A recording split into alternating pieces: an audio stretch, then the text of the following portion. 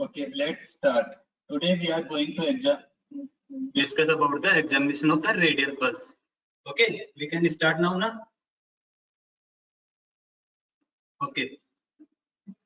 So today we are going to discuss about the examination of the arterial pulse. I am Dr. Balram Chopra and this class is moderated by Dr. Kamal Jindal sir. So first of all, we have to know about what is arterial pulse. The pulse is a pressure wave that is originated due to the contraction of the left ventricles, which generate the pressure wave, which transmitted through. Just a minute here.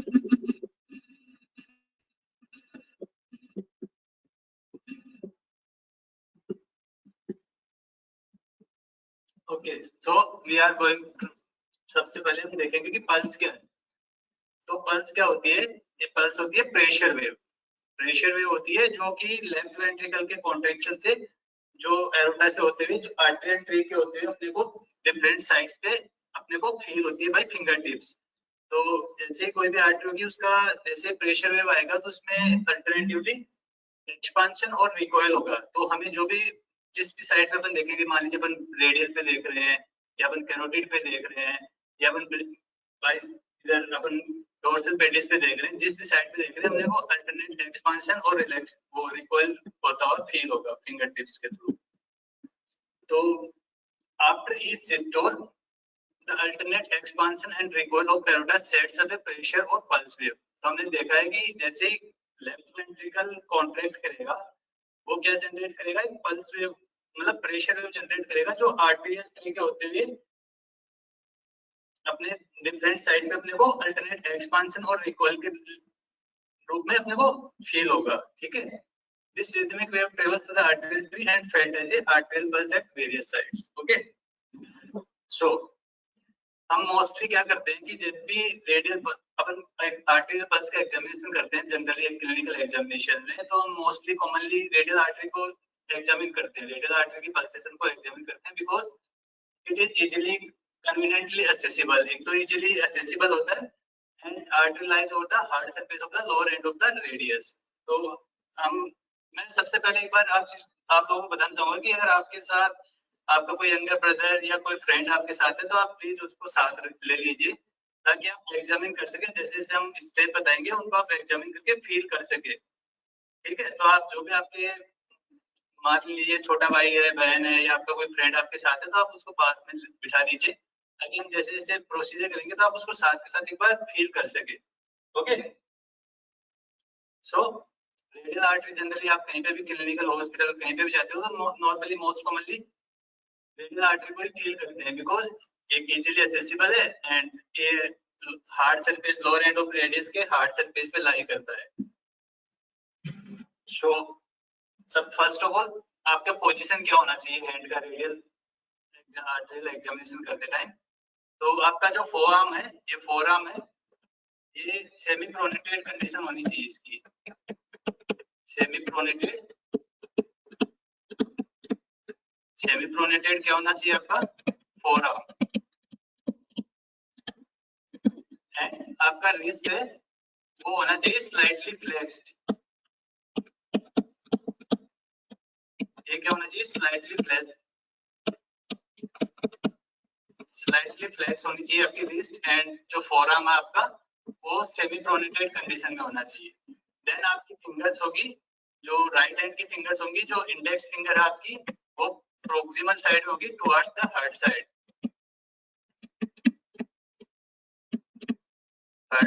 Then आपका middle finger, then आपका ring finger distally.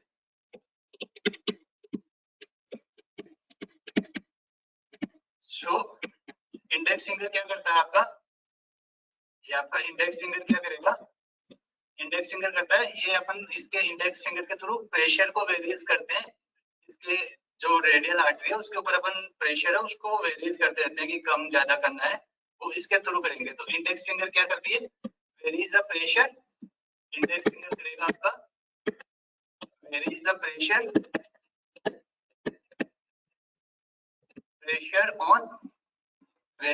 on artery. Then आपका middle finger होता है, वो किस काम के लिए होता है? फील करने के लिए।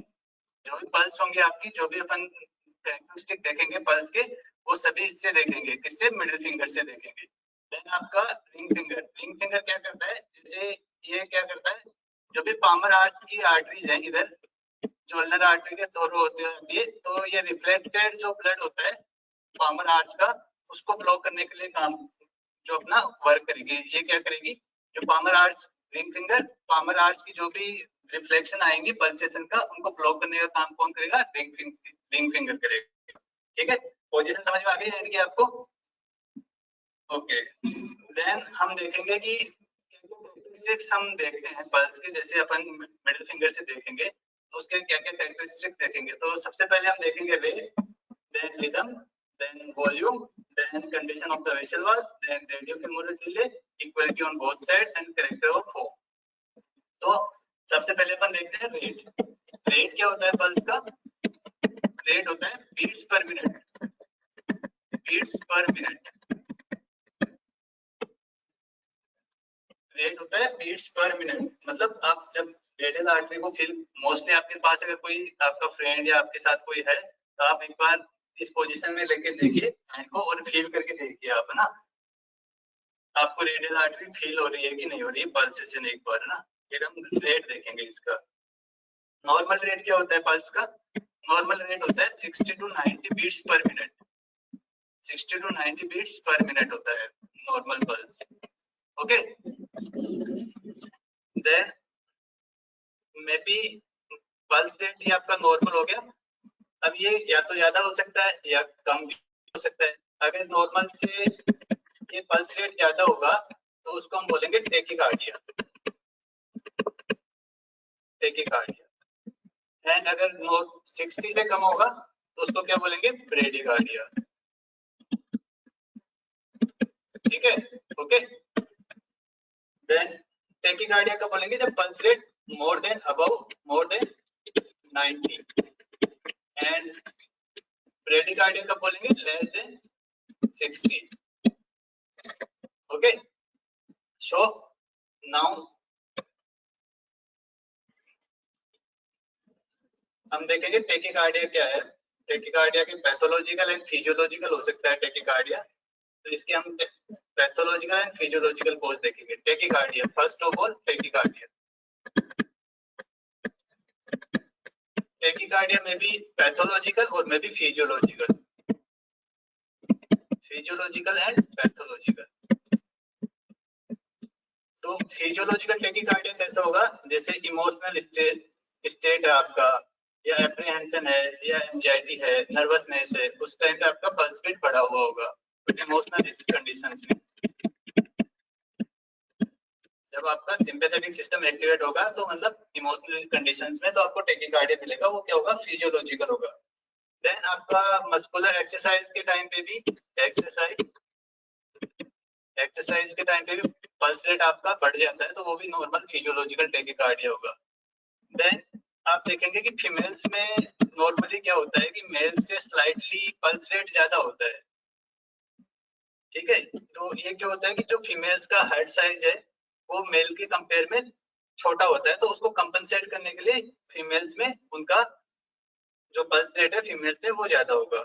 देन जो इन्फेंट होते हैं, इन्फेंट्स में नॉर्मली बीट 120 टू 150 तक हो सकता है, बिकॉज इन्फेंसी में जो वेगल टोन होता है वो इमेच्योर होता है, वेगल टोन होता है वो इमेच्योर होता है। ठीक है, तो इसलिए इनमें भी बढ़ा हुआ हो सकता है। वेगल टोन क्या करता है? हार्ट रेट को डाउन करता है। तो अगर ये इमेच्योर है, मतलब प्रॉपर्ली फंक्शन नहीं कर रहा, तो हार्ट बीट ज्यादा हो सकता है। जैसे जैसे एज ग्रो करती है वेगल टोन मेच्योर होने लगता है तो पल्स रेट नॉर्मल की तरफ आने लगता है। ठीक है, इन्फेंट्स में हो गया। एंड डायगोनल वेरिएशन भी हो सकते हैं पल्स में, तो इवनिंग टाइम पे आपको पल्स रेट ज्यादा बढ़ा हो सकता है जो आपका सर्केडियन रिदम की वजह से होता है। ठीक है, तो आपको फिजियोलॉजिकल कॉज पता हो गया टेकीकार्डिया क्या है। इमोशनल कंडीशंस हो सकती है, मस्कुलर एक्सरसाइज हो सकती है, फीमेल्स में टेकीकार्डिया हो सकता है, एंड इन्फेंट्स में एंड इवनिंग टाइम पे टेकीकार्डिया या आपको हाई पल्स रेट देखने को मिल सकती है। ठीक है, ओके। देन हम देखेंगे इसके पैथोलॉजिकल कोज।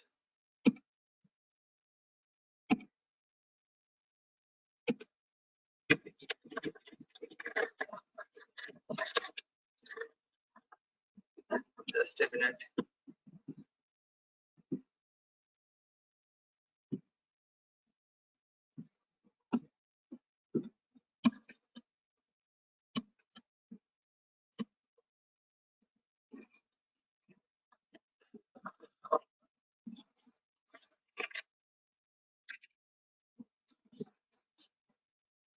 अब हम देख रहे हैं इसके pathological cause. Okay, pathological cause जहाँ पे हार्ट रेट आपको बढ़ा हुआ मिल सकता है। तो फर्स्ट है फीवर। फीवर में क्या होगा, पल्स रेट आपका बढ़ा हुआ। कभी भी आपकी फीवर हो तो आप ये चीज नोटिस कर सकते हो। फीवर के टाइम पे पल्स रेट बढ़ा हुआ क्यों रहता है, क्योंकि जैसे ही एक कोई भी टेम्परेचर इंक्रीज करता है तो डायरेक्टली आपके ऐसे नोड पे वर्क करता है, उसकी एक्टिविटी बढ़ा देता है, तो आपका हार्ट रेट बढ़ा हुआ रहता है। For every 1 degree centigrade increase in temperature there is 10 to 14 beats per minute increase होता है आपका पल्स रेट। 1 डिग्री टेम्परेचर बढ़ेगा तो पल्स रेट आपका 10 to 14 beats per minute increase होगा, क्योंकि because high temperature directly act करता है आपके ऐसे नोड पे। ऐसे आपका थायरिकोटॉक्सिकोसिस जैसे ही हाइपरथायरॉयडिज्म की कंडीशन होती है तो उसमें भी क्या होगा, आपको पैथोलॉजिकली टैकीकार्डिया देखने को मिलेगा, क्योंकि मेटाबॉलिज्म रेट हाई, मतलब अगर ओवर एक्टिव है तो मेटाबॉलिज्म को बढ़ाएगा, तो ऐसे नोड का भी मेटाबॉलिज्म बढ़ेगा तो आपका पल्स रेट बढ़ा हुआ मिलेगा। देन आप देख सकते हैं एट्रियल फ्लटर एंड फिब्रिलेशन।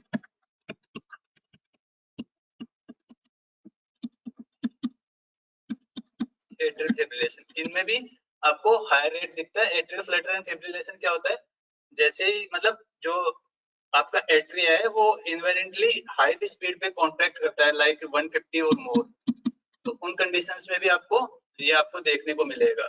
ठीक है, और कोई भी आपका जैसे शॉक हो, सर्कुलेटरी शॉक हो, जैसे रोड ट्रैफिक एक्सीडेंट है या सीवियर डिहाइड्रेशन है, तो ऐसी कंडीशंस में भी कंपनसेट करने के लिए आपका पल्स रेट इंक्रीज होगा।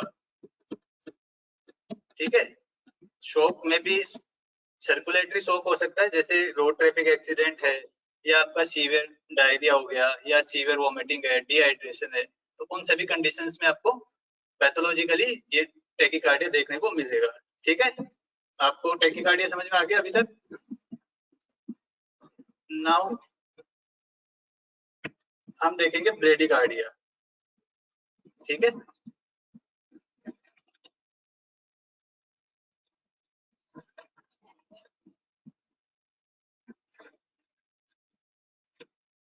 ब्रेडिकार्डिया। ब्रेडिकार्डिया भी पैथोलॉजिकल और फिजियोलॉजिकल दोनों हो सकता है, फिजियोलॉजिकल एंड पैथोलॉजिकल। ठीक है, फिजियोलॉजिकल किन में होगा, एक तो एथलीट्स में होगा आपका। एथलीट्स में क्यों होगा ब्रेडिकार्डिया, बिकॉज जो उनका वेगल टोन है वो इंक्रीज रहता है, एक्सरसाइज की वजह से जो वेगल टोन है वो इंक्रीज होता है। वेगल टोन इंक्रीज होगा तो वेगल टोन इंक्रीज रहेगा तो पल्स रेट आपका डिक्रीज रहेगा। ठीक है, बाकी आपका बेसल कंडीशन, जैसे आप स्लीपिंग कंडीशन है या मेडिटेशन की कंडीशन है, तो उनमें भी आपका पल्स रेट डिक्रीज रहेगा। ब्रेडिकार्डिया कहाँ है, क्या क्राइटेरिया इसका, less than 60 beats per minute.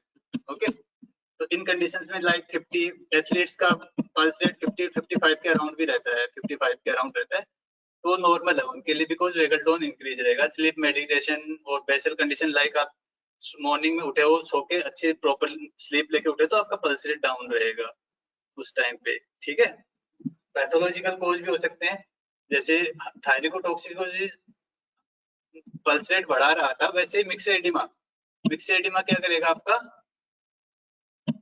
मिक्सेडिमा क्या करेगा आपका पल्स रेट को डिक्रीज होगा। पैथोलॉजिकल कोज में मतलब जो आपका थायराइड फंक्शन बिलो है, ऑप्टिमल से बिलो है, तो आपका पल्स रेट भी डिक्रीज होगा, क्योंकि मेटाबॉलिक रेट डिक्रीज होगा। देन आपका हार्ट ब्लॉक की कंडीशंस में भी आपका पल्स रेट डिक्रीज मिलेगा।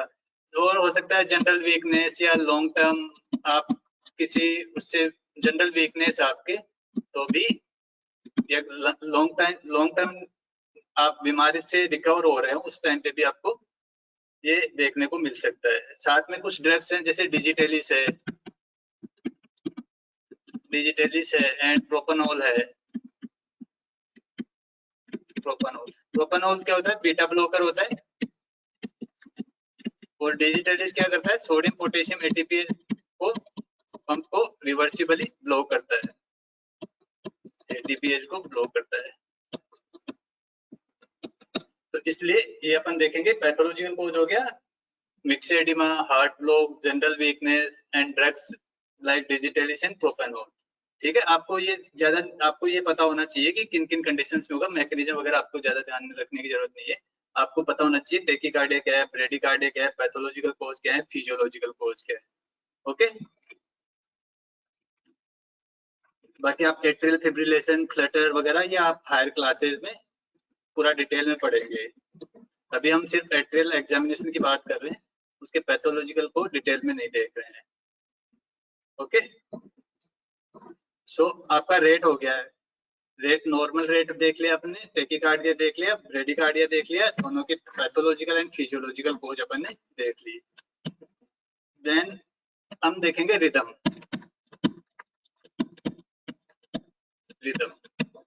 रिदम क्या होता है कि जो पल्स अपन देख रहे हैं उसका जो भी पल्स आ रही है वो रेगुलर इंटरवल पे आ रही है या नहीं आ रही है। मान लीजिए जो भी पल्स अपन देख रहे हैं वो पल्स, जैसे ये आपका पल्स है,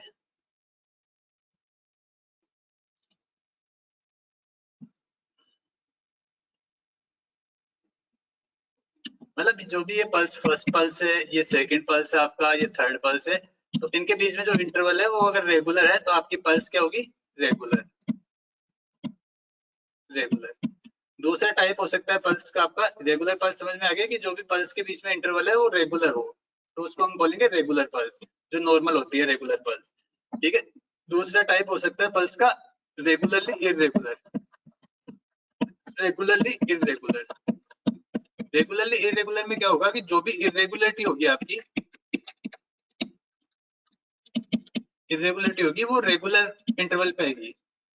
मान लीजिए आपका ये पल्स है और ये आपका इरेगुलरिटी आई, देन ये फिर पल्स है, फिर ये इरेगुलरिटी आई, फिर आपका पल्स आ गया, फिर ये इरेगुलरिटी आई। एक तरीके से मतलब जो भी इरेगुलरिटी आ रही है वो एक फिक्स इंटरवल पे आ रही है, एक प्रॉपर इंटरवल पे आ रही है, तो उसको बोलेंगे अपन रेगुलरली इरेगुलर। ये अपने को किसमें देखने को मिलती है? लाइक एक्स्ट्रा जो प्रीमेच्योर बीट होती है, एक्स्ट्रा सिस्टोल, प्रीमेच्योर बीट्स में होगी, तो उसमें अपने को देखने को मिलेगा रेगुलरली इरेगुलर। जो भी इंटरवल है वो आपका, मतलब जो भी इरेगुलरिटी है वो रेगुलर इंटरवल पे आ रही है, तो उसको बोलेंगे हम रेगुलरली इरेगुलर। ठीक है, नेक्स्ट है इरेगुलरली इरेगुलर। इरेगुलर का मतलब क्या है कि पल्स की जो भी रिदम है वो इरेगुलर तो है ही, साथ में जो भी इरेगुलरिटी आ रही है वो इरेगुलर इंटरवल पे आ रही है। थर्ड टाइप आपका इरेगुलरली इरेगुलर। लाइक आपका ये पल्स है, पहली बीट यहाँ पे आ गई, दूसरा यहाँ आ गया, फिर ठीक है नॉर्मल आ गई, फिर ठीक है नॉर्मल आ गई, फिर ये आ गया आपका बीट आ गई, फिर नॉर्मल आ गई, फिर वापस आ गई। तो मतलब जो भी आपका आ रहा है रेगुलरिटी, जो इरेगुलरिटी है वो भी इरेगुलर इंटरवल पे आ रही है, कोई उसका फिक्स पैटर्न नहीं है, तो उसको बोलेंगे हम इरेगुलरली इरेगुलर पल्स। ओके, ये आपको देखने को मिलेगी एट्रियल फिब्रिलेशन में, एट्रियल फिब्रिलेशन में। ठीक है, तो आपका रेट हो गया है, रिदम हो गया है। रेट में हमने देखा कि एक तो नॉर्मल बीट देखा, नॉर्मल रेट देखी, फिर टेकीकार्डिया देखा, टेकीकार्डिया के पैथोलॉजिकल कोज देखे, फिजियोलॉजिकल कोज देखे, फिर ब्रेडिकार्डिया देखा, ब्रेडिकार्डिया के भी पैथोलॉजिकल एंड फिजियोलॉजिकल कोज देखे, एंड फिर आपने रिदम देखा। रिदम तीन टाइप का हो गया, regular, regularly irregular and irregularly irregular. Okay, then एक कंडीशन होता है साइनस अरिथमिया।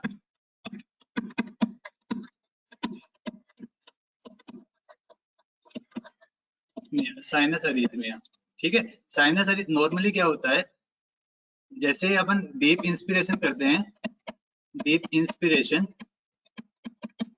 उस टाइम अपना जो पल्स रेट है वो डिक्रीज होता है, एंड जो फोर्स अपन डीप एक्सपायरेशन करेंगे उस टाइम अपना पल्स रेट इंक्रीज होगा। अगर ये नॉर्मल ब्रीदिंग में हो रहा है तो इसको बोलेंगे अपन sinus arrhythmia. During quiet breathing this is happen, then we call it sinus arrhythmia. Sinus arrhythmia क्या होता है वो आपको मैं बता दूं। मान लीजिए जैसे ये अपना चेस्ट है, चेस्ट वॉल है, ये आपका ट्रेकिया, ये first lung, left and this one is right. तो ड्यूरिंग अपन इंस्पिरेशन में क्या करेंगे, लंग्स का एरिया बढ़ेगा। डीप इंस्पिरेशन में लंग्स का एरिया वॉल्यूम बढ़ेगा, तो ये क्या करेगा, स्ट्रेच रिसेप्टर, लंग्स में होते हैं स्ट्रेच रिसेप्टर, वो एक्टिवेट हो जाएंगे। वो वहां से सिग्नल भेजते हैं आपके डोर्सल मेडुला होता है ब्रेन का, डोर्सल मेडुला, उसमें आपका सेंट्रल न्यूक्लियस ट्रैक्टस सोल्टेरियस, वहां पे सिग्नल भेजेगा। वहां से ये किसको भेजेगा, आपको न्यूक्लियस एमबीजीएस में सिग्नल आएंगे। वो क्या करेंगे, वेगस के थ्रू, ये आपका यहाँ पे हार्ट मान लीजिए, इसी में यहाँ पे आपका, ये आपका हार्ट है, ये यहाँ पे सिग्नल भेजेगा और इसके थ्रू क्या होगा, वेगस स्टिमुलेट होगा। वेगल स्टिमुलेट न्यूक्लियस एमबीजीएस से वेगस स्टिमुलेट होगा, तो आपका पल्स रेट डिक्रीज होगा इंस्पिरेशन के टाइम पे। ठीक है, ऐसे ही क्या होगा कि एक्सपिरेशन के टाइम पे ये उल्टा होगा, इसको ये इनिबिट करेगा। एक्सपायरेशन के टाइम पे वॉल्यूम कम होगा, तो ये इसका जो ब्लॉक वाला इफेक्ट है, इसको जो न्यूक्लियस एमबीएस है ये आपका ब्लॉक कर रहा था। अभी इंस्पिरेशन में क्या कर रहा था, ये स्टिमुलेट कर रहा था वेगस को, वेगस स्टिमुलेट होगा तो आपका पल्स रेट डिक्रीज होगा। ठीक है, जबकि एक्सपायरेशन के टाइम पर ये क्या होगा, वेगस आपका इनिबिट होगा, इनिबिट होगा तो आपका पल्स रेट बढ़ जाएगा। ठीक है,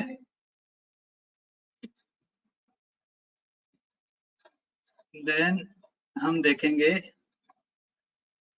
वॉल्यूम।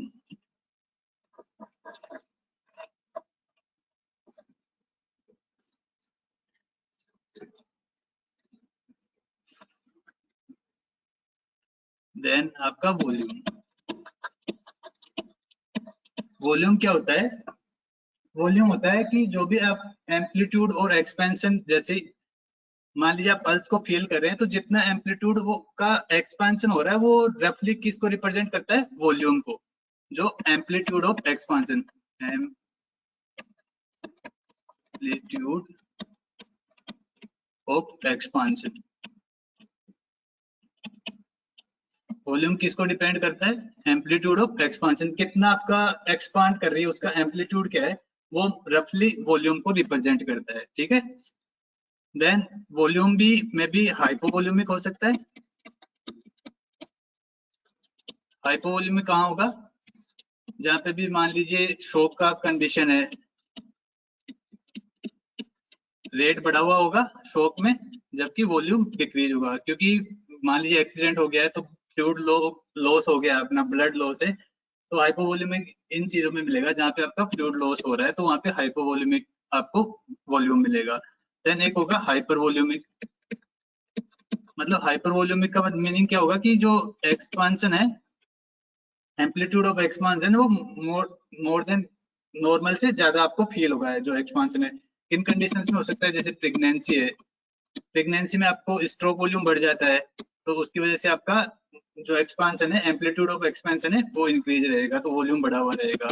फीवर है, फीवर में पल्स रेट बढ़ा हुआ है, तो आपका स्ट्रोक वॉल्यूम भी बढ़ेगा, तो आपका एक्सपेंशन, जो एम्पलीट्यूड ऑफ एक्सपेंशन है, वो भी बढ़ा हुआ मिलेगा। ऐसे ही एनीमिया है, एनीमिया में आपका हीमोग्लोबिन डिक्रीज है, तो आपको ऑक्सीजन सप्लाई को मेंटेन रखने के लिए आपका पल्स रेट बढ़ा हुआ होगा, और वो आपका वॉल्यूम को भी, जो एक्सपांशन है, एम्पलीट्यूड ऑफ एक्सपेंशन है, उसको भी बढ़ा के रखेगा। ठीक है, ये आपका वॉल्यूम हो गया है। वॉल्यूम का देख लिया आपने, हाइपर वॉल्यूमिक और हाइपो वॉल्यूमिक वॉल्यूम। ठीक है, आप अपने साथ किसी को, फ्रेंड को, या अपने यंगर ब्रदर सिस्टर, या कोई भी आपके साथ हो फैमिली में, उसको बैठ के ये सब चीजें नोट कर सकते हो एक बार। मोस्टली आपके साथ नॉर्मल कंडीशंस होंगी, जैसे जैसे आप प्रैक्टिस करोगे आप इनको अप्रिशिएट करने लग जाओगे कि वॉल्यूम हाइपर वॉल्यूमिक है, रेट क्या है। धीरे धीरे आप जैसे जैसे प्रैक्टिस करते रहोगे तो आपको पता लगने लगेगा कि ये टेकिकार्डिया वाली कंडीशन है, ये हाइपर वॉल्यूमिक है, हाइपो वॉल्यूमिक है। देन आपका आता है condition of the vessel wall.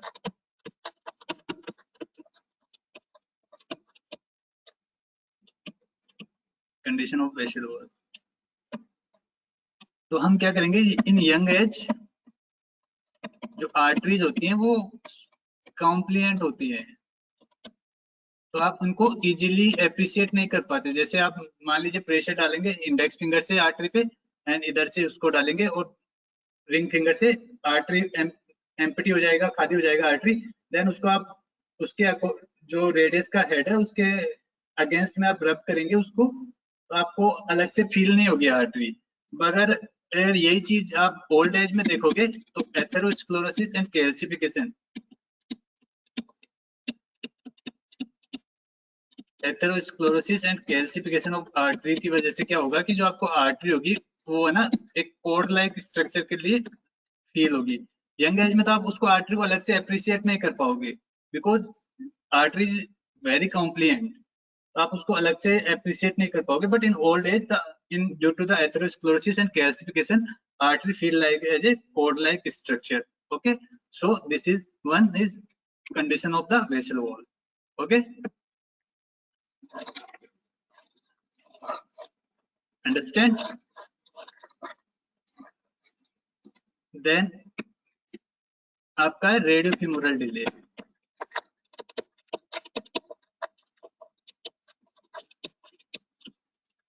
Radio femoral normal conditions में क्या होता है कि आप इसको एग्जामिन कैसे करेंगे, आप रेडियस जो रेडियल पल्स है उसको साथ में जो आपका फीमोरल है, फीमोरल पल्स को कहाँ फील करोगे आप, जो प्यूबिक क्रस्ट एंड जो प्यूबिक रेमस है उसके बीच में इंग्वाइनल लिगामेंट के जस्ट नीचे आपको ये फीमोरल पल्स फील होगी। ठीक है, pubic crest and iliac crest, sorry iliac crest and pubic symphysis, इनके बीच में इंग्वाइनल लिगामेंट के मिडवे में बिल्कुल बिलो आपको यहाँ पे फीमोरल पल्स फील होगी। तो नॉर्मली आप क्या करोगे, इनको इसको फील करने के लिए रेडियो फीमोरल डिले के लिए normally no radio femoral delay in normal condition, there is no radio femoral delay. आप रेडियल पल्स को और फीमोरल पल्स को अगर साथ में एक साथ देखेंगे तो आपको दोनों बीट्स एक टाइम पे आते हुए फील होंगे, एक टाइम पे फील होंगे, वहां पे कोई डिले नहीं होगा।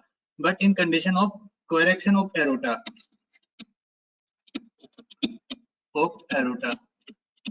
इसका मीनिंग क्या होता है कि जो एरोटा का नैरोइंग होता है, ल्यूमेन नैरो हो जाता है, उस कंडीशंस में आपको क्या देखने को मिलेगा, there is radio femoral delay. Okay, तो रेडियो फीमोरल डिले के लिए आपको दोनों को साइमल्टेनियसली पाल्पेट करना है। ठीक है, रेडियल आर्टरी को एंड फीमोरल आर्टरी को, ऐसे आप रेडियो रेडियल डिले भी देख सकते हैं, दोनों रेडियस को साथ में देखेंगे, रेडियल पल्स है उनको रेडियो रेडियल डिले, इनको दोनों को साइमल्टेनियसली आपको फील करना होगा, नॉर्मली वहां पे भी कोई नहीं होगा। ठीक है,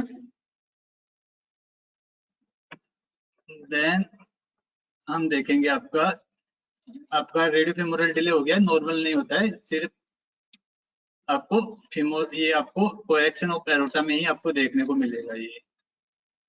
ठीक है, देन हम देखेंगे equality on both sides.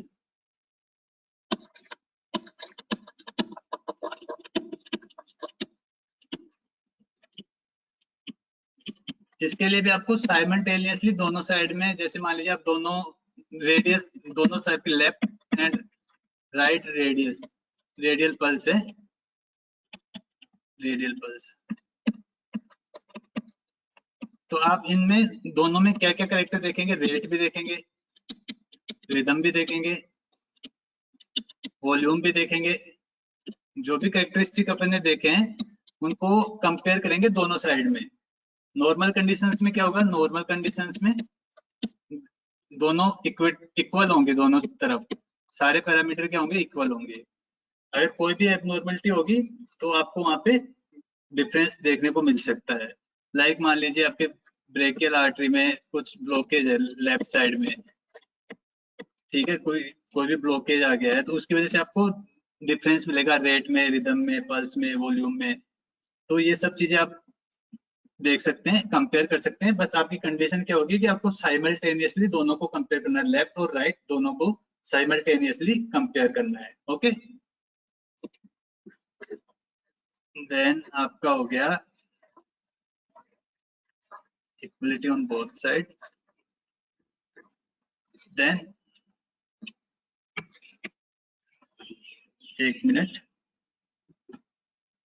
Character और फॉर्म हम आगे ग्राफ के थ्रू देखेंगे, मैं आपको ग्राफ के थ्रू समझाऊंगा। एक बार इन सबका एक बार रैपिड रिवीजन कर देते हैं स्लाइड्स के थ्रू, ठीक है। यहाँ तक ये आपके 3 और 3 6 फीचर्स हो चुके हैं, 7th फीचर को हम आगे ग्राफ के थ्रू देखेंगे, ठीक है। So just a minute,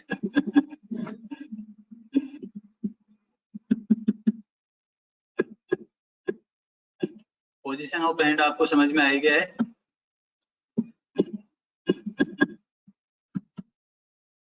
so pulse rate देख लिया आपने, express as a beat per minute, normal pulse rate 90 to 60 minute. हाँ, एक चीज और देख लीजिए, पल्स डेफिसिट। कई बार क्या होता है, जैसे आपने एट्रियल फिब्रिलेशन है, उसमें एट्रिया तो क्या करेगा, around 160 beats per minute beat करेगा। बट जैसे मान लीजिए कोई भी प्रीमेच्योर बीट है, तो पल्स के, हम उसको पल्स के, देखिए पहले मैं आपको पल्स डेफिसिट बताता हूँ। पल्स डेफिसिट होता है जो हार्ट रेट और पल्स रेट के बीच का डिफरेंस होता है, उसको हम पल्स डेफिसिट कहते हैं। नॉर्मली पल्स रेट और हार्ट रेट इक्वल होते हैं, पर जैसे आप कई बार एट्रियल फिब्रिलेशन या एक्स्ट्रा सिस्टोल वाली कंडीशंस होंगी, तो आप हार्ट रेट और पल्स रेट में डिफरेंस होगा, क्योंकि जो प्रीमेच्योर बीट्स होती हैं वो पल्स वेव को जनरेट करने में, पल्स वेव उनसे जनरेट नहीं हो पाती है, अनेबल होती है, क्योंकि उनका जो वॉल्यूम और जो काफी वीक पल्स होती है, तो अपने को फील नहीं हो पाती है। बट जब आप उसको हार्ट स्टेज से हार्ट साउंड सुनेंगे, तो आपको वहां पे साउंड मिलेगा, हार्ट बीट मिलेगा, बट आपको रेडियल साइड पे या और साइड पे आपको जो आपका पल्स है वो नहीं मिलेगा, क्योंकि काफी वीक होती है, तो वहां तक ट्रेवल नहीं कर पाती है पल्स, अपना रेडियस तक या रेडियल पल्स तक या वो फीमोरल पल्स तक। तो जो भी डिफरेंस होगा उसको आप पल्स डेफिसिट बोलेंगे। इसके लिए आपको क्या करना होगा कि पूरे 1 मिनट के लिए पल्स बीट काउंट करना है, एंड स्टेज से आपको हार्ट बीट काउंट करना है, ठीक है। तो वीक पल्स होती है वो जनरेट नहीं हो पाती है, आगे ट्रेवल नहीं हो पाती है रेडियल साइड तक, तो उसका जो डिफरेंस होगा उसको पल्स डेफिसिट बोलेंगे, ठीक है। देन टेकिकार्डिया देख लिया आपने, 60 beats per minute, more than 60 beats per minute, ये आपने देख लिया। Emotional excitement, nervousness, apprehension, muscular exercise. Then in newborns, females में हाई होगा pulse rate, diurnal variation higher in evening, ठीक है। देन आपने पैथोलॉजिकल कोज देखेंगे हम टेकिकार्डिया के, ठीक है। टेकिकार्डिया के पैथोलॉजिकल कोज में फीवर था आपका, थायरिकोटॉक्सिकोसिस था, एट्रियल फ्लैटरन फिब्रिलेशन था, proximal atrial tachycardia and circulatory shock, से आपके पैथोलॉजिकल कोज थे टेकिकार्डिया के। देन ब्रेडिकार्डिया आपका physiological, bradycardia less than 60 beat per minute, it में भी फिजियोलॉजिकल, तो फिजियोलॉजिकल किन में मिलेगा आपको, एथलीट्स में मिलेगा during sleep and meditation and basal conditions. And pathological cause क्या होंगे ब्रेडिकार्डिया के, myxoedema, heart block, general weakness and drugs like digitalis and propranolol, okay. Then अपना था rhythm, second feature rhythm, regular normal conditions में होगा, जो भी pulse wave follow at a regular interval, okay. Then second था regularly irregular rhythm, तो आपको जो भी इरेगुलरिटी है वो रेगुलर इंटरवल पे मिलेगी, this is seen in extra systole.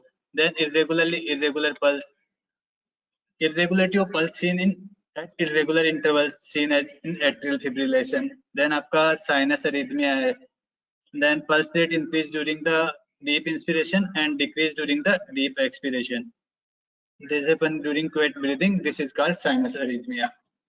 Then आपका वॉल्यूम है, वॉल्यूम आपका amplitude of movement of expansion है, लो वॉल्यूम देखने को मिलेगा आपको शॉक में, एंड हाई वॉल्यूम मिलेगा आपको pregnancy, exercise, fever, anaemia in these conditions. Then condition of vessel wall, in young age the empty artery is so compressed that it cannot be filled as separate structure. Then in old age due to the atherosclerosis and calcification felt like as a cord like structure, ठीक है। equality on both side, the artery pulse in one side always compared with that of other side, आप जैसे radial feel कर रहे हैं उसको compare करिए दूसरे साइड से, और दोनों को साइमल्टेनियसली आप करोगे तभी आप अप्रिशिएट कर पाओगे, ऐसा नहीं कि एक बार लेफ्ट साइड का करो फिर दूसरी बार राइट साइड का करो, आपको दोनों को साइमल्टेनियसली इक्वलिटी को आपको चेक करना है, ठीक है। Then radiofemoral delay, radiofemoral there is no, in normal condition there is no radiofemoral delay, it is seen in correction of aorta. Then character and form, ये आपका लास्ट फीचर था, वो हम देखेंगे। कैरेक्टर ऑफ फॉर्म क्या है? It refers to the wave form of the pulse, whether the individual pulse wave has a normal rise, maintenance or fall as pulse is being palpated.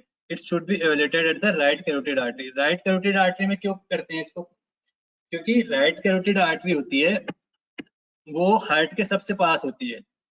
तो यहाँ पे जो ग्रेविटेशनल फोर्स है, gravitational force और जो भी, क्योंकि एरोटा के थ्रू होते हुए पल्स जा रही है आपकी, मान लीजिए ये आपका एरोटा के थ्रू होते हुए आपका रेडियल पल्स में आ रही है, तो इतनी दूर आते आते पल्स में कुछ तो डिक्रीज होता है, इतनी दूर आते आते इसकी पल्स वेव में इसके जो एम्पलीट्यूड है उसमें कुछ तो डिक्रीज होता है। तो सबसे बेस्ट है कि आप जो करेक्टर और जो वॉल्यूम होता है, करेक्टर एंड वॉल्यूम, वो बेस्ट स्टडी किया जाता है किसमें? राइट कैरोटिड में, राइट कैरोटिड आर्टरी में, राइट कैरोटिड आर्टरी में, ओके। बिकॉज एक तो हार्ट के पास है तो ये लेस, यहाँ पे जो भी इफेक्ट होगा ग्रेविटेशनल फोर्स का या जो ट्रेवलिंग का जो इफेक्ट है वो सबसे मिनिमम होगा, less subjected for the dampening effect. तो राइट कैरोटिड आर्टरी का एक नोट और ध्यान रखिएगा आप कि जब भी आप, जैसे अपन इक्वलिटी ऑन बोथ साइड करते हैं तो उसमें कभी भी लेफ्ट और राइट कैरोटिड को एक साथ नहीं करेंगे कंपेयर, एक साथ, और सभी आर्टरीज को अपन करेंगे बट लेफ्ट और राइट को एक साथ कभी भी कंपेयर नहीं करेंगे उनकी इक्वलिटी के लिए। बिकॉज अगर हम दोनों को साथ करेंगे left and right carotid arteries को, तो जो आपका सेरिब्रल ब्लड फ्लो है वो डिक्रीज हो जाएगा। इससे क्या होगा कि ब्रेडिकार्डिया एंड सिंकोप, जो आपका ब्रेन की ब्लड सप्लाई है वो डिक्रीज हो सकती है, इससे आदमी बेहोश हो सकता है या आपको ब्रेडिकार्डिया के अटैक आ सकते हैं। मतलब समझ रहे हो आप कि ब्रेन की जो सप्लाई है वो डिस्टर्ब हो जाएगी उससे। तो आप दोनों को कभी भी लेफ्ट और राइट कैरोटिड को साइमल्टेनियसली एग्जामिन नहीं करेंगे, ये एक नोट है। बाकी आप सभी को साइमल्टेनियसली इक्वलिटी के लिए एग्जामिन कर सकते हैं, बट कैरोटिड आर्टरी को लेफ्ट एंड राइट को कभी भी साइमल्टेनियसली एग्जामिन नहीं करेंगे, ठीक है। देन ये आपका ग्राफ है कि आपका कैरेक्टर कैसा होता है ग्राफ का। जैसे इसको हम देखेंगे कैरोटिड आर्टरी में देखा जाता है mainly character and volume carotid artery में देखा जाता है।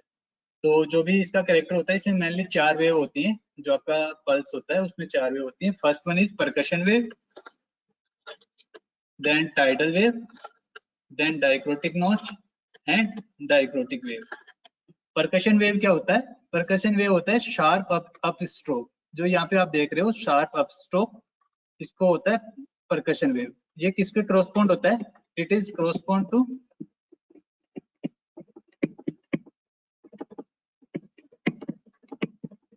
Maximum ejection phase.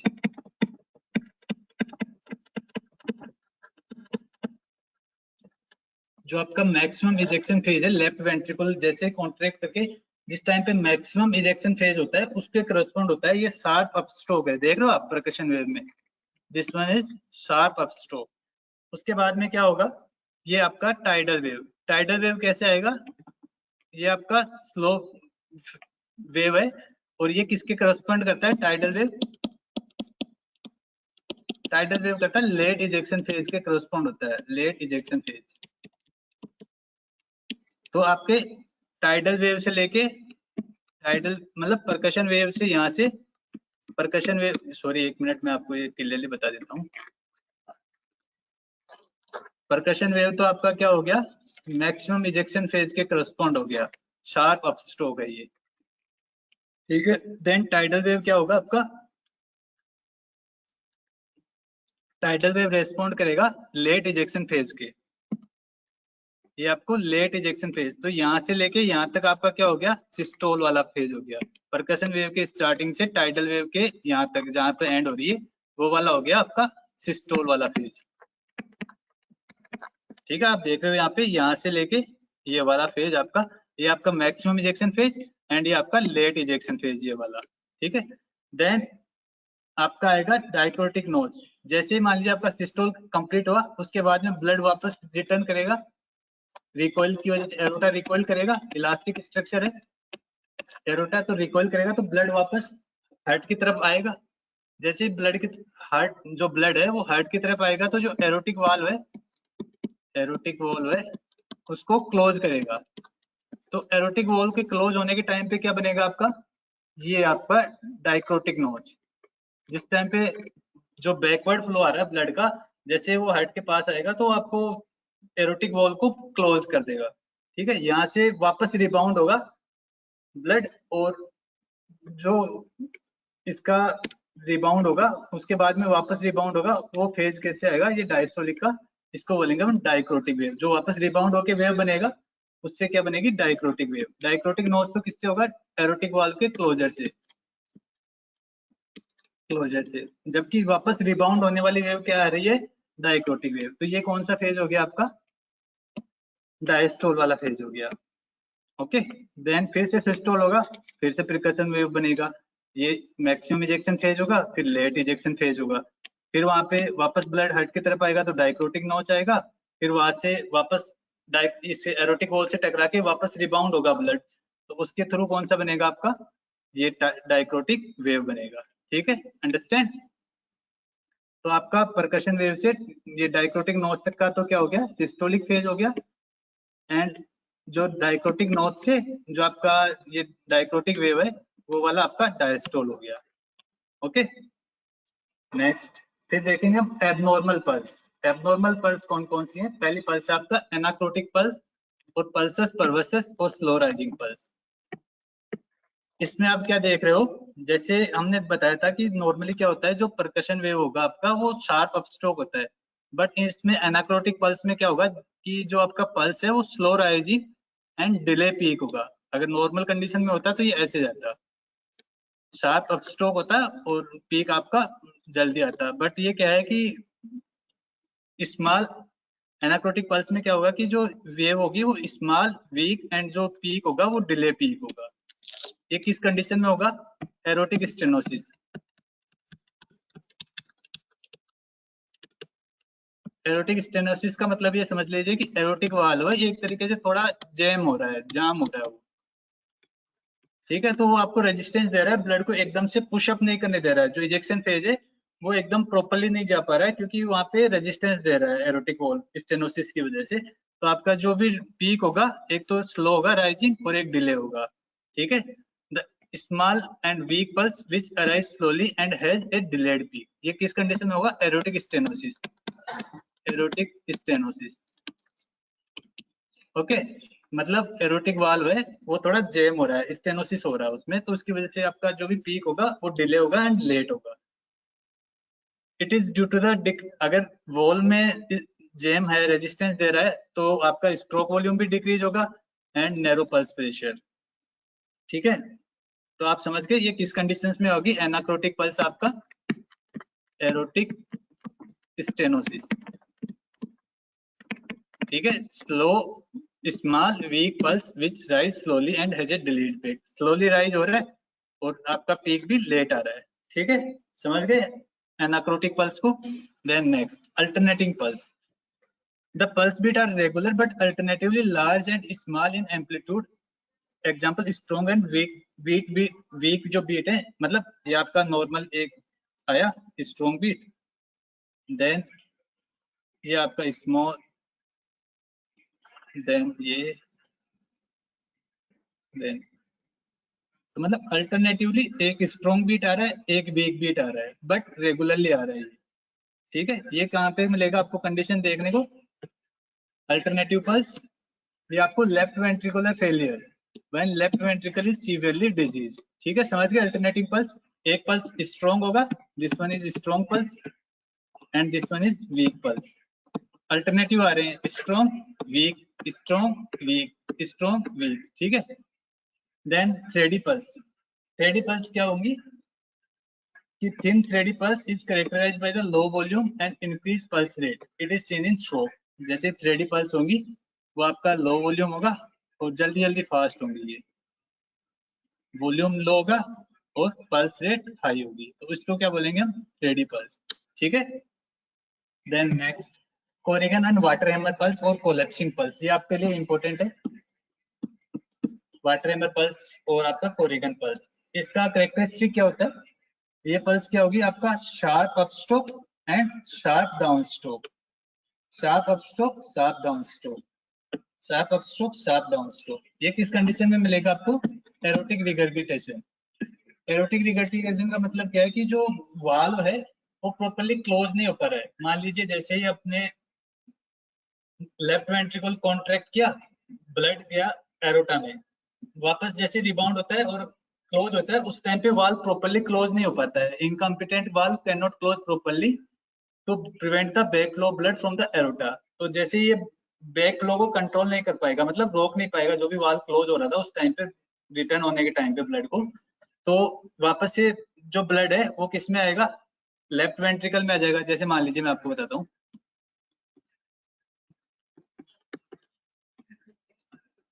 ये आपका right atrium, sorry right, this one is left atrium, right ventricle and left ventricle, ठीक है।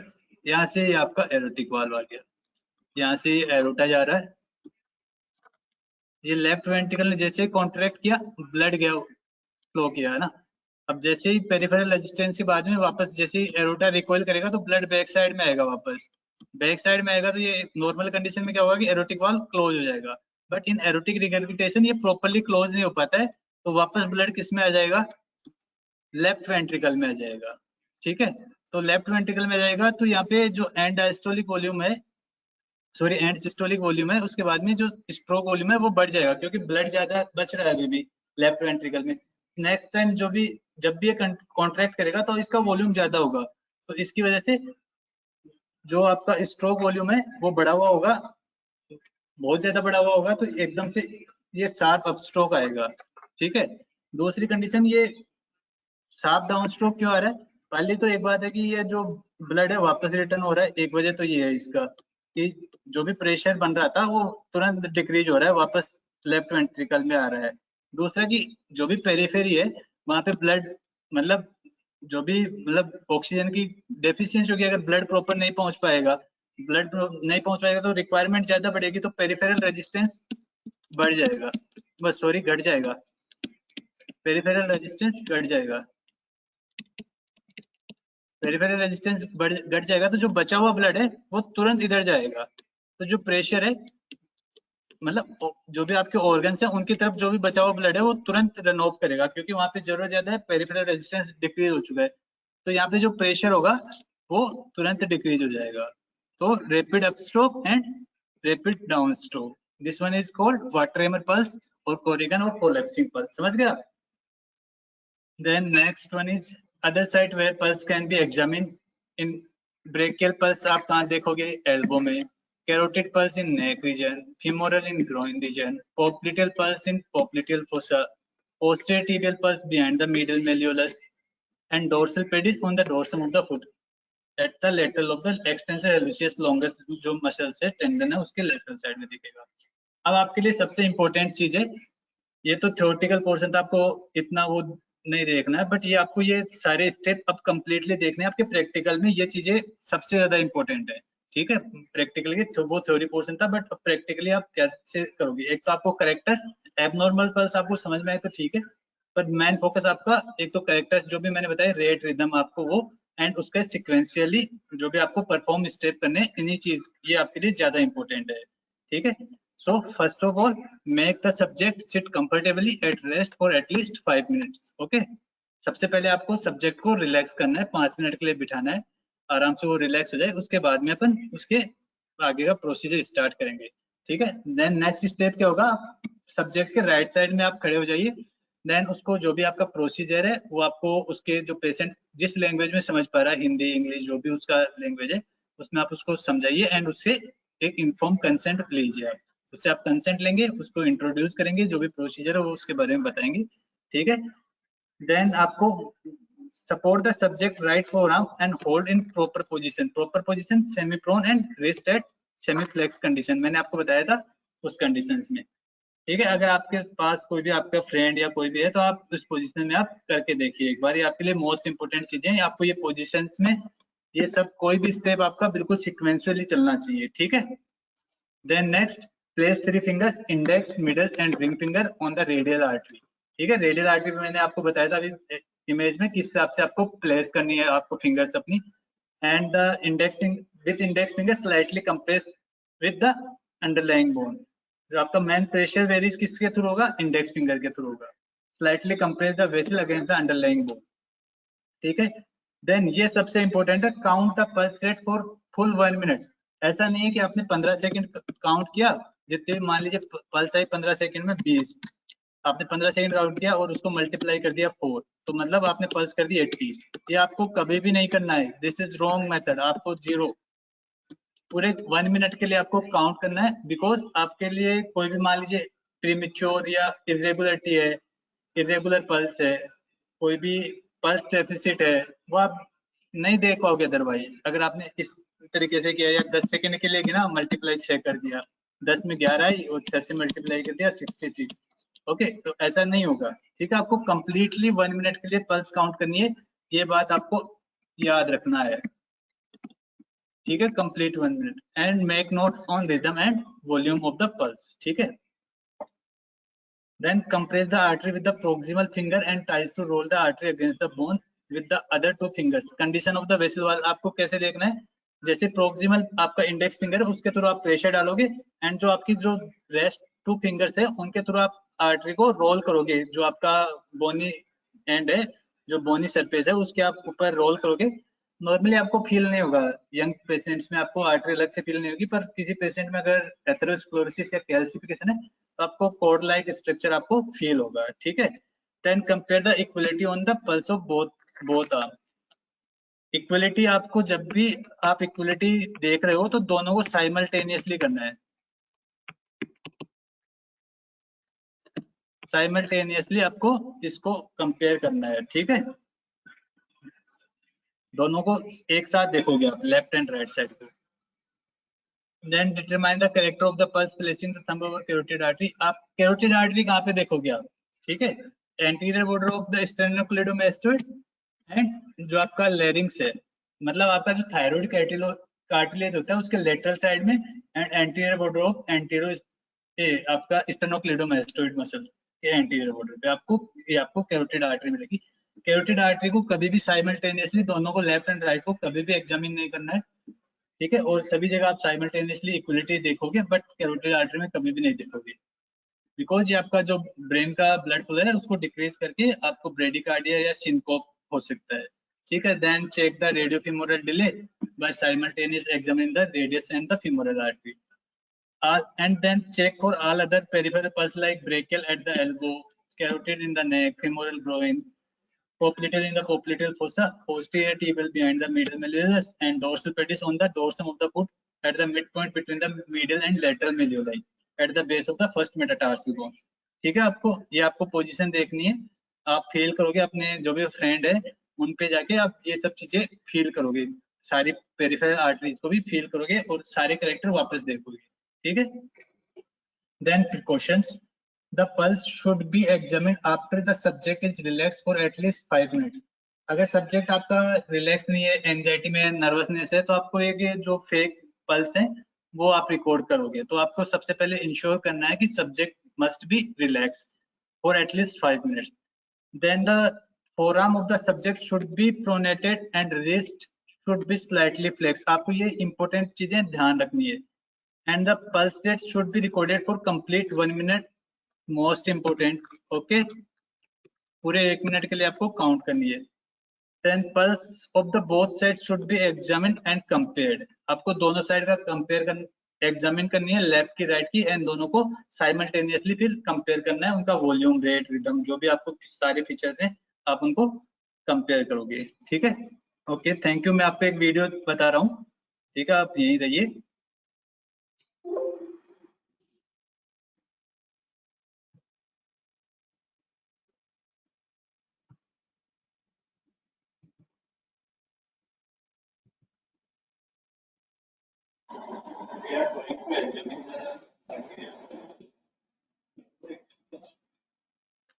सो आप यहाँ पे देख रहे हो, मैंने जो भी पेशेंट आपका सब्जेक्ट है सबसे पहले उसको आप रिलैक्स करोगे एंड उसके राइट साइड में खड़े रहोगे आप। ठीक है, सब्जेक्ट के आप राइट साइड में खड़े रहोगे और पहले आपका जो भी सब्जेक्ट है वो रिलैक्स होना चाहिए, ठीक है। देन आप उसको सारा प्रोसीजर वगैरह समझाओगे, एक्सप्लेन करोगे उसको, ठीक है। जो भी आपका प्रोसीजर है वो आप उसको एक्सप्लेन करोगे, देन उसकी कंसेंट लोगे, ठीक है। एंड आपको राइट साइड में खड़ा होना है, ओके। देन ये आपको पोजीशन हैंड का सेटल करना है। ये आपका पोजीशन हो गया फोर आर्म का सेमी प्रोनेटेड एंड रिस्ट आपका स्लाइटली फ्लेक्स, अंडरस्टैंड। ये आपका हो गया है सेमी प्रोनेटेड पोजीशन हो गया है फोर आर्म का, एंड रिस्ट क्या हो गया है सेमी फ्लेक्स पोजीशन में हो गया है, ठीक है। Slightly flex, not semi flex, slightly flex condition में ये आपका फोर आर्म और ये हैंड का पोजीशन हो गया है, ठीक है। देन आपको थ्री फिंगर्स प्लेस करना है। आपका इंडेक्स फिंगर होना चाहिए towards the heart side, then आपका मिडिल फिंगर होगा, देन आपका रिंग फिंगर होगा। इंडेक्स फिंगर क्या करेगा आपका where is the pressure on the arteries, and then middle finger for feel the pulse and other characteristics like volume and rate rhythm, okay.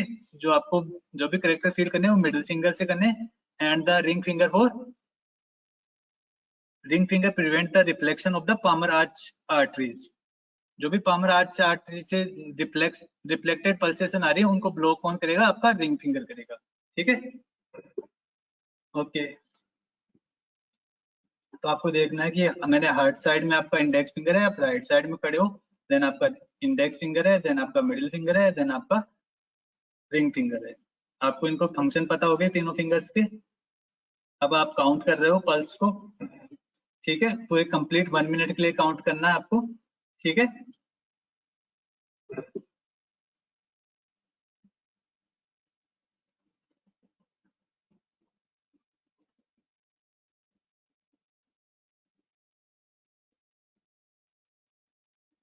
फिर आपको ये यहाँ पे ध्यान रखना कि है ना, ये वाला दोनों को साइमल्टेनियसली करना है। इस टाइम पे थोड़ा ये वीडियो में प्रॉब्लम है, बट आपको अगर दोनों को कंपेयर कर रहे हो, आप अलग अलग ले सकते हो लेफ्ट राइट का, बट अगर आपको कंपेयर करना है, equality on the both side देखना है, तो आपको साइमल्टेनियसली करना है। ये आपको नोट रखनी है बात, ठीक है।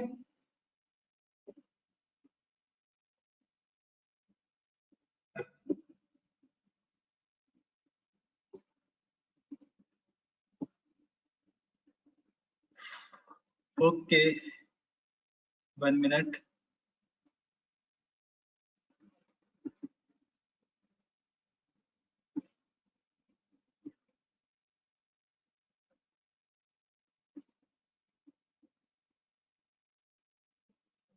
Just hold a minute.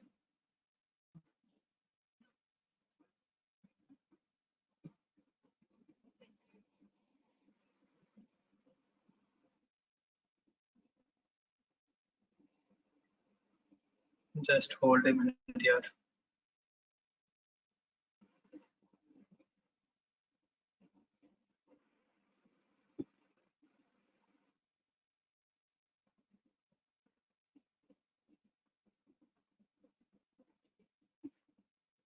चलो आप अपने क्वेश्चन पूछ लीजिए, जो भी आपके डाउट्स हैं वो आप पूछ सकते हैं। Just chat box questions.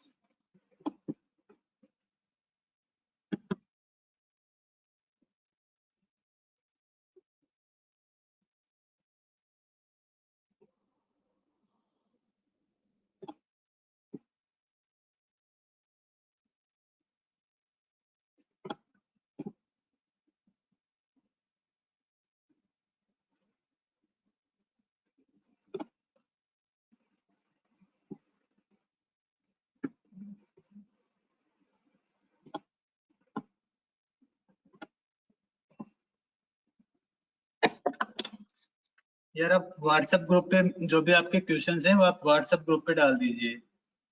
शायद मैं यहाँ पे ओपन नहीं कर पा रहा हूँ चैट, आपके क्वेश्चंस।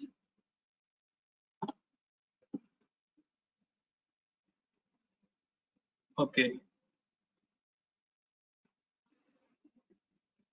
या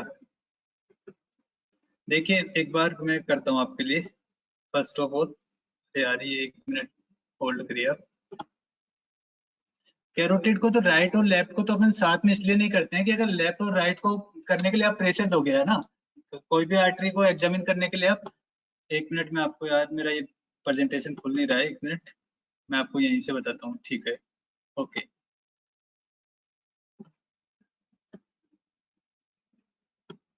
ठीक है, फर्स्ट देखिए कैरोटिड, जैसे मान लीजिए आपका ये लेफ्ट और राइट कैरोटिड है ना, मान लीजिए राइट है आपका, ये लेफ्ट है, आपको दोनों को साइमल्टेनियसली आपने यहाँ पे फील किया है ना, तो उसके लिए आपने प्रेशर देना होगा, फील करने के लिए, वॉल्यूम करने के लिए, तो आपको प्रेशर तो देना ही होता है। तो जैसे आप प्रेशर दोगे दोनों को एक साथ, अगर प्रेशर दिया तो हो सकता है ये आपका जो सेरेब्रल ब्लड फ्लो है, जो आपके ब्रेन को सप्लाई कहाँ से जा रहा है, यही से तो जा रहा है, लेफ्ट और राइट कैरोटिड से ब्रेन को सप्लाई, अगर दोनों को देंगे तो आपका ब्रेन का जो ब्लड सप्लाई है वो डिक्रीज हो जाएगा, ठीक है। अगर ब्रेन का ब्लड सप्लाई डिक्रीज होगा तो आपको ब्रेडिकार्डिया या सिंकोप, मतलब अचानक से आदमी, पेशेंट आपका सब्जेक्ट है वो बेहोश हो सकता है अगर ब्लड सप्लाई डिक्रीज होगी तो, क्योंकि ब्रेन जो होता है काफी सेंसिटिव होता है ऑक्सीजन के मामले में, मोस्ट सेंसिटिव ऑर्गन होता है ब्रेन आपका, ठीक है। तो ये आपका ऑक्सीजन लेवल को डिक्रीज करके ब्रेन की सप्लाई को इंटरफेयर कर सकता है, तो साथ में दोनों को कभी भी एक साथ अपन वो नहीं करेंगे, एग्जामिन नहीं करेंगे, ठीक है, समझ में आ गया ये तो आपका। And then water hammer pulse, ठीक है, ये आपका वाटर हैमर पल्स है, ठीक है। मैं इसको नया स्लाइड ले लेते हैं, न्यू स्लाइड। जैसे मान लीजिए आपका हार्ट है, 1 मिनट, ये आपका राइट एट्रियम, ये आपका लेफ्ट वेंट्रिकल, देन ये आपका लेफ्ट एट्रियम, एंड देन आपका लेफ्ट वेंट्रिकल, सॉरी आपका राइट वेंट्रिकल था, ये लेफ्ट वेंट्रिकल, ठीक है। यहाँ से एरोटिक वॉल्व है, ये आपका एरोटा जा रहा है, ठीक है। इसमें क्या होगा कि एरोटिक रिगर्गिटेशन का मतलब क्या है, जो आप ग्राफ देख रहे हो ये वाला, एरोटिक रिगर्गिटेशन का मतलब क्या है कि जो वाल्व है आपका वो प्रॉपर्ली ना तो क्लोज हो पा रहा है, मतलब क्लोज मतलब इसके थ्रू जो ब्लड है, जैसे मैंने आपको यहाँ पे बताया था, ये बताते हैं एक बार, एरोटिक रिगर्गिटेशन, एरोटिक रिगर्गिटेशन, इसमें क्या होता है कि आपका जो वाल्व है यहाँ पे, एरोटिक वाल्व है, वो जैसे ही मान लीजिए लेफ्ट वेंट्रिकल ने कॉन्ट्रैक्ट किया, लेफ्ट वेंट्रिकल कॉन्ट्रैक्ट किया, तो ब्लड कहाँ जाएगा, एरोटा में जाएगा, ठीक है, ये आपका ब्लड एरोटा में जा रहा है, ठीक है। फिर क्या होगा, 1 मिनट में कलर चेंज कर लेता हूँ इसका, ठीक है। जैसे लेफ्ट वेंट्रिकल कॉन्ट्रैक्ट किया, ब्लड गया, ठीक है। अब जैसे सिस्टोल कंप्लीट हुआ, उसके बाद में क्या होगा, एरोटा इलास्टिसिटी है तो रिकॉइल होगी, एरोटा में रिकॉइल होगा, रिकॉइल होगा तो ब्लड वापस आएगा towards the heart side. Normal क्या होता है, जो एरोटिक वॉल होता है वो जैसे ब्लड का आता है तो ये प्रॉपर्ली क्लोज हो जाता है, बट इन एरोटिक रिगर्गिटेशन में क्या होगा, इन एरोटिक रिगर्गिटेशन ये वाल्व प्रॉपर्ली क्लोज नहीं होगा, तो ये आपका ब्लड एरोटा से होते हुए वापस किस में आ जाएगा, लेफ्ट वेंट्रिकल में, लेफ्ट वेंट्रिकल में आएगा, तो यहाँ पे पहले से ही ब्लड है, और जो आपका लेफ्ट एट्रियम से हो रहा है ब्लड वो भी आपका बढ़ता जाएगा, तो मतलब आपका जो वॉल्यूम है, स्ट्रोक वॉल्यूम है नेक्स्ट साइकिल के लिए वो इंक्रीज हो जाएगा, ठीक है। नेक्स्ट जो भी कॉन्ट्रैक्ट करेगा उसके लिए आपका वॉल्यूम बढ़ा हुआ होगा, ये वॉल्यूम बढ़ा जाएगा, तो ये क्या करेगा, नेक्स्ट जो भी साइकिल आएगा उसमें क्या करेगा, आपका रैपिड अपस्ट्रोक देगा, क्योंकि आपको रैपिड अपस्ट्रोक क्यों आएगा, वॉल्यूम ज्यादा बढ़ा हुआ है, वॉल्यूम एक्स मतलब नॉर्मल कंडीशन से बहुत ज्यादा बढ़ गया है, तो ये मोर प्रेशर जनरेट करेगा, तो जो पल्स वेव थी एक नॉर्मल मान लीजिए ऐसे जनरेट हो रही थी, अब इस आपका जो स्ट्रोक वॉल्यूम है वो बढ़ गया है, और आपने देखा था कि जो परकशन वेव है वो किसको डिनोट कर रही थी, किसके करस्पॉन्ड थी, आपके मैक्सिमम इजेक्शन फेज के। अब यहाँ पे ब्लड ज्यादा है, क्योंकि ब्लड रुका नहीं है, यहाँ पे बढ़ गया है आके वापस, तो ये आपका एकदम से स्ट्रोक वॉल्यूम बढ़ा हुआ है तो एकदम से शार्प स्ट्रोक आएगा, ठीक है। और ड्यूरिंग क्या हुआ, वापस रिटर्न हुआ ब्लड, तो उस टाइम पे क्या हो रहा है, एक तो यहाँ पे जो आपका पेरीफेरी है वहां पे ब्लड की जो डिमांड है वो ज्यादा है, एक तो ब्लड जो भी कुछ बचा है इधर वो एक तो सडनली रन ऑफ हो जाएगा पेरीफेरी की साइड में, और जो बचा हुआ ब्लड है जो यहाँ पे रुकता था और रिबाउंड होता था, उसकी वजह से क्या होता था, आपका जो भी डायक्रोटिक वेव वो था, वेव था, वो ऐसे आ रहा था, बट अगर यहाँ पे रिबाउंड ही नहीं हो रहा है और ब्लड वापस इसी में बढ़ता जा रहा है आके लेफ्ट वेंट्रिकल में, तो ये भी शार्प क्या करेगा, डाउन स्ट्रोक आएगा, क्योंकि जो डायक्रोटिक वेव था आपका वो तो क्या हो रहा था, रिबाउंड होके जा रहा था ना, इसकी वजह से डायक्रोटिक वेव आ रहा था। पर यहाँ पे तो क्या है कि प्रॉपर्ली क्लोज ही नहीं हो पा रहा है ये, तो जो भी ब्लड है वो या तो इधर चला जाएगा लेफ्ट वेंट्रिकल में या इधर पेरिफेरी में चला जाएगा, क्योंकि पेरिफेरल रेजिस्टेंस डिक्रीज हो चुका है। तो इस वजह से या तो शार्प अप स्ट्रोक होगा और उसके बाद में शार्प डाउन स्ट्रोक होगा। आई थिंक समझ में आ रहा होगा तुम्हें, ठीक है।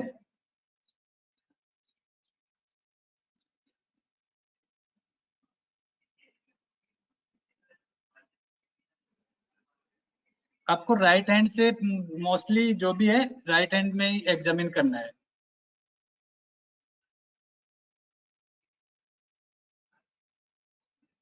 वाट ट्रेमर पल्स समझ में आ गया है? Please respond. And why pulse is increase during the evening. एक तो आपका सर्केडियन रिदम होता है जैसे कैटेकोलेमाइंस और जो भी आपका जो सर्केडियन रिदम है उसकी वजह से, और एक इवनिंग तक आदमी का स्ट्रेस लेवल और इमोशनल सेंटिमेंट्स होते हैं। सुबह आदमी फ्रेश होकर उठता है, शाम तक ऑफिस का वर्क वगैरह रहता है, तो इस वजह से भी थोड़ा स्ट्रेस लेवल भी बढ़ता है।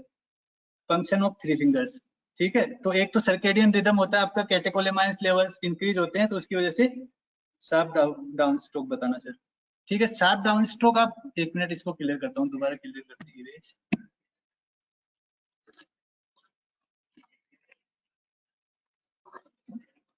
पहले आप देखो कि डाउन स्ट्रोक क्यों हो रहा था। नॉर्मल कंडीशंस में अपन डायक्रोटिक वेव में क्या देख रहे थे, ये आपका एक मिनट, ये आपका परकशन वेव है, ये आपका टाइडल वेव है, देन डायक्रोटिक नोच, sorry डायक्रोटिक notch and then डायक्रोटिक wave. ये आपकी नॉर्मल है। This one is percussion wave, this one is tidal wave, dicrotic notch and dicrotic wave. Okay, normal conditions में क्या हो रहा है, जैसे ये तो नॉर्मल जो आपका स्ट्रोक वॉल्यूम गया उसका मैक्सिमम इजेक्शन फेज हो गया ये वाला, देन आपका जो लेट इजेक्शन फेज है उसको टाइडल वॉल्यूम डिनोट कर रहा है, और डायक्रोटिक नोच किसको डिनोट कर रहा था, आपका एरोटिक वॉल्व के क्लोजर को। ठीक है, अगर ये वॉल्व प्रॉपर क्लोज नहीं होगा, ठीक है, और उसके नॉर्मल कंडीशन में देख रहे थे, मैं दोबारा देखेंगे एक बार, नॉर्मल वाला बता रहा हूँ मैं। और डायक्रोटिक वेव क्या होगा आपका कि उसके बाद में क्लोज होने के बाद में वापस रिबाउंड हो रहा है। डायक्रोटिक वेव जो आपका एरोटिक वाल्व है उससे वापस टकरा के क्लोज होने के बाद में ब्लड वापस जा रहा है, उसकी वजह से क्या आ रहा है, डायक्रोटिक वेव। अब मान लीजिए अगर ये एरोटिक वॉल्व ही प्रॉपर क्लोज नहीं हो पा रहा है, तो जैसे ही ब्लड वापस आया सिस्टोल के बाद में, ये यहाँ पे रुकेगा तो नहीं, ठीक है, वापस नीचे आ जाएगा। तो जो आपका प्रेशर वेव बननी चाहिए थी एकदम से, मतलब जो प्रेशर वेव इससे टकरा के वापस जा रही थी, वो नॉर्मल कंडीशन में ऐसी बन रही थी। पर अब ये प्रेशर वेव क्योंकि ब्लड नीचे आ गया लेफ्ट वेंट्रिकल में, तो ये क्या होगा, जो वॉल्यूम है वो डिक्रीज हो जाएगा, तो ये एकदम शार्पली नीचे आएगा। ठीक है, रिबाउंड होके एक तो नॉर्मल कंडीशन में वापस जा रहा था, अगर यहाँ पे रिबाउंड प्रॉपर्ली नहीं हो रहा है, वापस नीचे आता जा रहा है, तो ये शार्पली डाउन जाएगा। डायक्रोटिक नोच होती है जैसे मान लीजिए, सॉरी एक मिनट, डायक्रोटिक नोच करता है जैसे मान लीजिए मैं आपको बता रहा हूँ, लेफ्ट वेंट्रिकल ने कॉन्ट्रैक्ट किया, ब्लड एरोटा में गया, ठीक है, एरोटा के बाद में क्या होगा, जैसे ही पूरा सिस्टोल कंप्लीट हुआ उसके बाद में एरोटा रिकॉइल करेगा, एरोटा रिकॉइल करेगा तो जो ब्लड कॉलम है वापस हार्ट की तरफ आएगा रिकॉइल करने के बाद में। जैसे हार्ट की तरफ आया कॉलम ब्लड का, तो वो एरोटिक वॉल्व को क्लोज कर देता है। जिस टाइम पे एरोटिक वॉल्व क्लोज होता है उस टाइम पे क्या बनता है आपका, डायक्रोटिक नोच। ठीक है,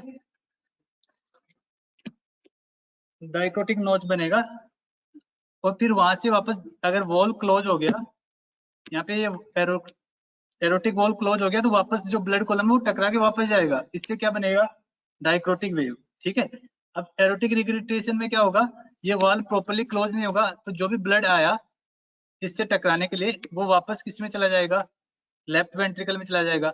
वो जो कुछ बचा कुचा ब्लड है, एक पेरिफेरी में इसकी जरूरत ज्यादा है डिमांड, तो जो बचा है वो स्पीडली इधर चला जाएगा। ठीक है, तो आपका प्रेशर तो यहाँ पे नेगेटिव हो गया ना, ज्यादा नेगेटिव हो गया तो एकदम शार्पली जाएगा। ठीक है, डायक्रोटिक नोच इससे ही बनता है जिस टाइम पे जो ब्लड कॉलम एरोटा रिकॉइल होके वापस, जिस टाइम पे जो एरोटिक वॉल्व है वो क्लोज होता है, उस टाइम पे आपका डायक्रोटिक नोच बनता है।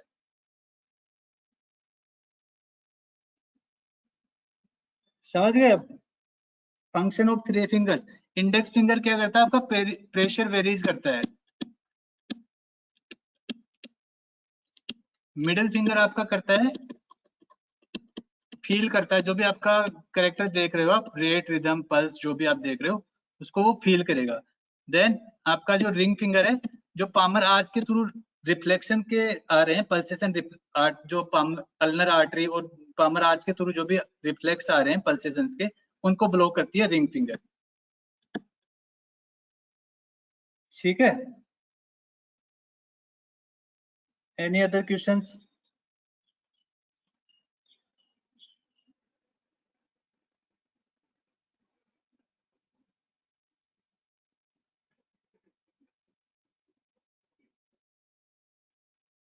आपको मेनली फोकस जो आपकी स्टेप्स हैं, एबनॉर्मल पल्स, आपको थ्योरेटिकल जितना आ रहा है बहुत अच्छी बात है, आप कोशिश करिए सब कुछ आपको आए, बट मैन आपको सभी फीचर्स पता होने चाहिए और उनके स्टेप्स पता होने चाहिए। आपको पूरे फुल मिनट काउंट करना है। जब आप इक्वलिटी कंपेयर कर रहे हो तो दोनों को साइमल्टेनियसली करना है। ये आपके लिए बेसिक्स हैं, अगर इनमें गड़बड़ की तो दिक्कत हो जाएगी। ठीक है, आपको बेसिक्स स्टेप्स पता होने चाहिए पूरे। एनी अदर क्वेश्चंस प्लीज, और I ended this meeting.